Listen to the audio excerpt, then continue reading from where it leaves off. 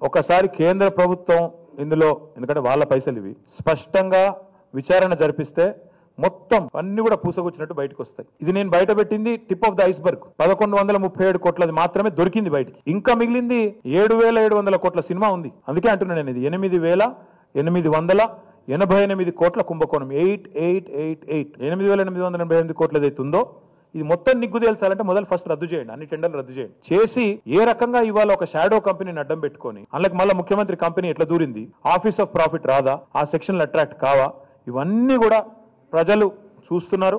నిజంగా కాంగ్రెస్ ముఖ్యమంత్రి మీద బీజేపీకి ప్రేమ లేకపోతే ఎందుకు రద్దు చేయరండి, ఎందుకు ఎంక్వైరీ చేయరు? చేయాలి కదా. వాళ్ళ శాసనసభా పక్ష నాయకుడే లేవనెత్తిండి ఇది మొదలు, నేను కాదు.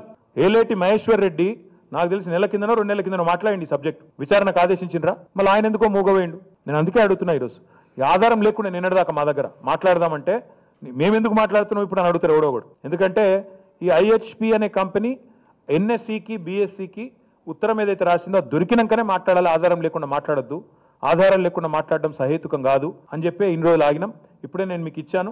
మీకు మొత్తం నేను పొద్దున సోషల్ మీడియాలో కూడా పెట్టినా ఏంటిది అసలు ఈ ఐహెచ్పిది అనేది అంతా మీరు చూసుకోవచ్చు. స్పష్టంగా ఉంది. షోదా ఎవరిది? సూదిని సృజన్ రెడ్డిది.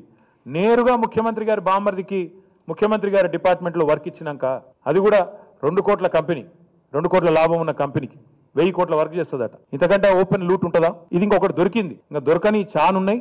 దొరకబడతాం, ప్రజల్లో ఎండగడతాం, ఇడిచిపెట్టాం. ఇప్పుడే చెప్పిన కదా నేను, 4th city Bhagavatam, 4 brothers Bhagavatam బయట పెడతాం. అదే మాదిరిగా హైడ్రా అడ్డం పెట్టుకుని ఎన్నెన్ని బెదిరింపులు చేస్తున్నారో అది బయట పెడతాం. హైదరాబాద్ లో రియల్ ఎస్టేట్ డమాల్ అనడానికి కారణం ఎవరో అది కూడా బయట పెడతాం. ఒకటి కాదు, ఏది వదిలిపెట్టాం. ఎన్నింటికి మించి కొడంగల్ లిఫ్ట్ ఇరిగేషన్ లో మంత్రి గారు ముఖ్యమంత్రి గారు కలిసి కూడా బలుక్కొని ఎట్లా బ్రహ్మాండంగా దొంగలు ఊర్లు పంచుకున్నట్టు ఎల్ఎన్టీని ఎన్సీసీని డిస్క్వాలిఫై చేసి ఎట్లా అక్కడ అక్రమాలకు పాల్పడ్డారో కూడా బయట పెడతాం. ఏది వదిలిపెట్టాం, బరాబర్ బయట పెడతాం. నేను అడిగేది ఒకటే, ఈరోజు బీజేపీకి చిత్తశుద్ధి ఉంటే, భారతీయ జనతా పార్టీకి చిత్తశుద్ధి ఉంటే, కిషన్ రెడ్డికి, బండి సంజయ్కి, 8 మంది ఎంపీలకు నిన్న మొన్న చూస్తున్న అజబ్ ప్రేమ్ కి గజబ్ కహాని నడుస్తుంది తెలంగాణలో. అరే బీజేపీ ఎంపీలు ముఖ్యమంత్రికి వత్తాసు వలుకుతున్నారు, బీజేపీ ఎమ్మెల్యేలు ముఖ్యమంత్రికి డప్పు కొడుతున్నారు, బీజేపీ మంత్రులు ముఖ్యమంత్రి మంచోడని సర్టిఫికేట్లు ఇస్తున్నారు.